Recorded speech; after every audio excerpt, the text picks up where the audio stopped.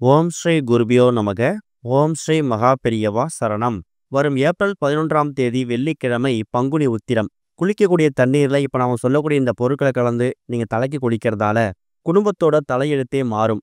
ஒரே நாளில் கோடி செல்வம் உங்களை தேடி வரும். அது என்ன பொருட்கள் அப்படின்னு பார்க்கறதுக்கு முன்னாடி நம்மளோட வீடியோஸை இப்போ நீங்கள் ஃபஸ்ட் டைம் பார்க்குறீங்கன்னா மறக்காமல் சப்ஸ்கிரைப் பண்ணிக்கோங்க. தொடர்ந்து இது மாதிரி அப்டேட் தெரிஞ்சுக்கிறதுக்கு பக்கத்தில் இருக்கிற நோட்டிஃபிகேஷன் பெல்லை கிளிக் பண்ணி ஆல் அப்படிங்கிற செலக்ட் பண்ணிக்கோங்க.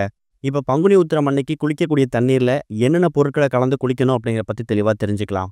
தமிழ் வருஷத்தோட முதல் மாதமாக இருக்கக்கூடிய சித்திரை திருவிழாவுக்கு எவ்வளோ முக்கியத்துவம் வாய்ந்ததோ அதே மாதிரி கடைசி மாதமாக இருக்கக்கூடிய பங்குனி மாதத்தில் வரக்கூடிய கடைசி நட்சத்திரமாக இருக்கக்கூடிய உத்திரம் நட்சத்திரம் ரொம்ப ரொம்ப சக்தி வாய்ந்த ஒரு நாள். அன்றைய தினம்தான் பங்குனி உத்திரம் கொண்டாடுறோம். அந்த பங்குனி உத்திரம் தினத்தன்னைக்கு பல பேர் அவங்களோட குலதெய்வம் கோவிலுக்கு போயிட்டு வழிபாடு நடத்துவாங்க. குலதெய்வம் தெரியாதவங்க திருச்செந்தூர் போயிட்டு முருகனை தரிசனம் பண்ணுவாங்க. கோவிலுக்கு போக முடியாதவங்க வீட்டில் விரதம் இருந்து வழிபாடு மேற்கொள்வது சிறப்பு. பங்குனி உத்திர தினத்தன்னைக்கு மேற்கொள்ளக்கூடிய வழிபாட்டில் குலதெய்வ வழிபாடும் ரொம்ப முக்கியம் அப்படிங்கிறது காலம் காலமாக இருக்கக்கூடிய ஒரு பெரிய நம்பிக்கை. அதுல இந்த வருடம் பங்குனி உத்திரம் வெள்ளிக்கிழமை வந்திருக்குது.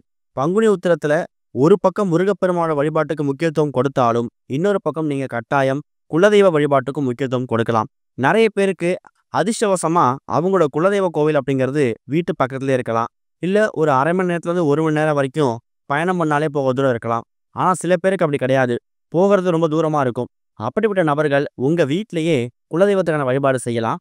போக முடியும் அப்படின்னு நினைக்கிறவங்க தாராளமாக பங்குனி உத்திர தினத்தன்னைக்கு முருகப்பெருமான வழிபாடு செய்வது மட்டும் இல்லாமல் குலதெய்வ வழிபாட்டையும் ஒரு பக்கம் நீங்கள் செய்யறது கூடுதல் விசேஷம். சஷ்டி, கிருத்திகை, தைப்பூசம், கந்த சஷ்டி விரதம் இது மாதிரி பல விரத தினங்கள் முருகப்பெருமானுக்காக கொண்டாடப்பட்டாலும் தமிழ் வருடத்தோட கடைசி மாதத்தில் வரக்கூடிய கடைசி திருவிழாவாக இருக்கக்கூடிய இந்த பங்குனி உத்திரம் இருக்குல்ல, இது முருகனுக்கு எப்போவுமே ஒரு ஸ்பெஷலான விரத நாள் தான்.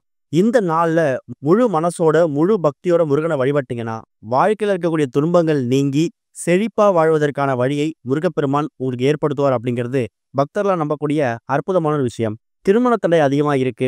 அதே மாதிரி திருமணமானவங்க சேர்ந்து வாழ முடியல, கணவன் மனைவி கடையில் எப்போ பார்த்தாலும் பிரச்சனை, மனக்கசப்பு, கருத்து வேறுபாடு, இந்த மாதிரி விஷயங்கள் எல்லாத்துக்கும் பங்குனி உத்திரம் தினத்துல முருகப்பெருமானை வணங்குறதால எல்லாத்துக்கும் தீர்வு கிடைக்கும். சொல்ல போனா இந்த பங்குனி உத்திரம் தினத்துல எக்கச்சக்கமான தெய்வீக திருமணங்கள் நடந்திருக்குதான். ராமர் சீதை, சிவன் பார்வதி, முருகன் தெய்வானேன்னு சொல்லி இவங்களோட திருமணங்கள் எல்லாமே பங்குனி உத்திர தினத்துல தான் நடந்திருக்கிறதா புராணங்கள்ல சொல்லப்பட்டிருக்குது. அப்பேற்பட்ட சக்தி வாய்ந்த தெய்வீக திருமணங்கள் நடந்திருக்கக்கூடிய இந்த ஒரு பங்குனி உத்திர தினத்துல திருமணமான தம்பதிகள் முருகப்பெருமானை வணங்குறதால குடும்ப வாழ்க்கை சிறப்பாக அமையும். திருமண தடை ஏற்பட்டு இதுவரைக்கும் திருமணவரன் அமையாம காத்துட்டு இருக்கிறவங்களுக்கு கூடிய சீக்கிரம் திருமணவரன் கைகூடும். கூடுதலா பங்குனி உத்திரம் வந்திருக்கக்கூடிய இந்த வெள்ளிக்கிழமை சுபயோக முகூர்த்த தினமும் இருக்கு.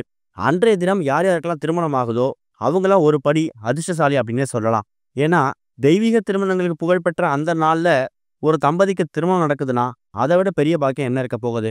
ஒரு வருடமும் பங்குனி மாதத்துல வரக்கூடிய உத்திரம் நட்சத்திரமும் பௌர்ணமி திதியும் சேரக்கூடிய நாளை தான் பங்குனி உத்திரமா கணக்கில் எடுத்துப்போம். ஆனா இந்த வருடம் உத்திர நட்சத்திரமும் பௌர்ணமி திதியும் தனித்தனியா வருது. ஏப்ரல் 10ஆம் தேதி பகல் 2 மணிக்கு ஆரம்பிக்கக்கூடிய உத்திரம் நட்சத்திரம் ஏப்ரல் 11ஆம் தேதி மாலை 4 மணி வரைக்கும் இருக்கு. ஆனா பௌர்ணமி திதி அப்படி இல்லை. ஏப்ரல் 12ஆம் தேதி காலையில 4:15 மணிக்கு ஆரம்பிச்சதுன்னா ஏப்ரல் 13ஆம் தேதி காலையில 6 மணி வரைக்கும் இருக்கு. அப்ப பங்குனி உத்திரம் தனியா பௌர்ணமி திதி தனியா வர்றதா கணக்கில் எடுத்துக்கிட்டோம்னா என்னைக்கு பங்குனி உத்திரம்? உத்திரம் அப்படிங்கிறது நட்சத்திரத்தை கணக்கு பண்ணி எடுக்கிறதால ஏப்ரல் 11ஆம் தேதி தான் பங்குனி உத்திரம். அன்றைய தினம் முருகப்பெருமானுக்கு நீங்க வழிபாடு செய்யறது, கோவிலில் போயிட்டு தீபம் போடுறது, முருகப்பெருமானோட அபிஷேகங்கள் தேவையான பொருட்களை வாங்கி கொடுக்கறது, இதெல்லாம் ஒரு பக்கம் இருந்தாலும் நீங்க குளிக்கக்கூடிய தண்ணீர்ல இப்ப நம்ம சொல்லக்கூடிய இந்த பொருட்களை கலந்து குளிக்கிறதால எக்கச்சக்கமான நல்ல விஷயங்கள் ஏற்படும். எந்த ஒரு திதி தினங்கள் விரத தினங்களா இருந்தாலும் நீங்க தூங்கியதுக்கு அப்புறமா செய்யக்கூடிய முதல் வேலை என்ன? குளிக்கிறது. அப்படி குளிக்கக்கூடிய விஷயத்துல இருந்தே நீங்க தெய்வீக தன்மை இருக்கக்கூடிய காரியங்களை பண்ணும்போது அந்த விரத நாள் ரொம்ப சிறப்பாக அமையும். அந்த விரத நாளை செய்யக்கூடிய எல்லா வழிபாடுகளுக்கும் வெற்றி கிடைக்கும். அதுக்கப்புறம் வரக்கூடிய எல்லா நாட்களும் உங்களுக்கு நீங்க எந்த மாதிரி இருக்குன்னு நினைக்கிறீங்களோ அந்த மாதிரி மாறும். அந்த வகையில இப்ப நம்ம சொல்லக்கூடிய இந்த பொருட்கள் எல்லாத்தையும் குளிக்கக்கூடிய தண்ணீரில் நீங்க கலந்து குளிக்கலாம். குடும்பத்துல ஒரு 5 நபர்கள் இருக்கீங்கன்னா அந்த 5 நபர்களும் குளிக்க போறதுக்கு முன்னாடி ஒரு 5 நிமிஷத்துக்கு முன்ன இப்ப நம்ம சொல்லக்கூடிய பொருட்களை கலந்து அதுக்கப்புறம் குளிச்சாலும் சரி, இல்ல ஒட்டுமொத்த குடும்பத்துக்காகவும் சின்னதா ஒரு சொம்பு தண்ணீர்ல இப்ப நம்ம சொல்லக்கூடிய பொருட்களை கலந்து குளிக்கக்கூடிய தண்ணீர்ல சாஸ்திரத்துக்கு அந்த சொம்பு தண்ணீரை கலந்துக்கிட்டாலும் சரி, அது உங்க விருப்பம் தான். அதுல முதல் முக்கியமான பொருள் என்ன அப்படின்னு கேட்டீங்கன்னா முருகருக்கு ரொம்ப ரொம்ப பிடிச்ச ஒரு பொருள், அதுதான் சந்தனம். தூய்மையான ஒரிஜினல் சந்தனமா வாங்கணும் கட்டாயம் கிடையாது. உங்க வீட்டுல சந்தன வில்லையா இருந்தாலும் சரி, அதை ஒரே ஒரு துளி நசுக்கி குளிக்கக்கூடிய தண்ணியில கலந்துக்கோங்க. அடுத்ததா பன்னீர். பன்னீர்னா அபிஷேகத்துக்கு பயன்படுத்தக்கூடிய பன்னீர். முருகப்பெருமான் ஒரு அபிஷேக பிரியர். அவருக்கு சந்தனமும் பன்னீரும் ரொம்ப பிடிச்ச ஒரு பொருள். அதனால பன்னீர், இந்த ரோஸ் வாட்டர் அப்படிங்கிறது, அபிஷேக பன்னீர் அப்படிங்கிறது கடைகள்ல விக்கும். அத வாங்கிட்டு வந்து 1 சொட்டு 2 சொட்டு நீங்க சாஸ்திரத்துக்கு கலந்துக்கிட்டாலே போதும். அடுத்ததா இன்னைக்கு காலையில கூட இந்த ஒரு வேர பத்தியான மகிமைய பத்தி ஒரு வீடியோ போட்டிருந்தோம். அதுதான் வெட்டி வேர். தெய்வ கடாட்சம் அதிகமாக இருக்கக்கூடிய ஒரு பொருள். இந்த வாசத்துக்கு தெய்வீகத்தன்மை அதிகமாகும். சுவாமி சிலைகளுக்கு அபிஷேகம் பண்ணும்போது இந்த வெட்டி வேரை கலப்பாங்க. அப்பேற்பட்ட மகத்துவமும் மருத்துவமும் நிறைந்த இந்த வெட்டி வேர் இருக்குல்ல, ரொம்ப பயன்படுத்தணும்னு அவசியம் இல்ல. சின்னதா ஒரே ஒரு துண்டு வெட்டி வேர் இருந்தா கூட போதும். அத நீங்க சாஸ்திரத்துக்கு கலந்துக்கோங்க. அடுத்ததா ஏலக்காய். ஏலக்காயோட மகிமையை சொல்லி தெரிய தேவையில்ல. பணவசியம், ஜனவசியம் 2த்துக்கும் பயன்படுத்தக்கூடிய அற்புதமான ஒரு பொருள். அது மட்டும் கிடையாது. மகாலட்சுமி தாயார் வாசம் செய்யக்கூடிய பொருட்கள்ல இந்த ஏலக்காயும் ஒன்று. கடைசியா கல்லுப்பு. கல்லுப்பு அப்படிங்கிறது மகாலட்சுமி தாயார் அம்சம் நிறைந்த ஒரு பொருள். இப்ப நாம சொல்லிக்கக்கூடிய பொருட்கள்ல ஒரு சில பொருட்கள் முருகப்பெருமானுக்கு உகந்தது. இன்னும் சில பொருட்கள் அன்றைய தினம் வெள்ளிக்கிழமை அப்படிங்கிறதால மகாலட்சுமி தாயாருக்கு உகந்தது. குடும்பத்தில் இருக்கக்கூடிய குழந்தைகளோ இல்ல வயதானவங்களோ இந்த பொருட்களை கலந்து குளிக்கணும் கட்டாயம் கிடையாது.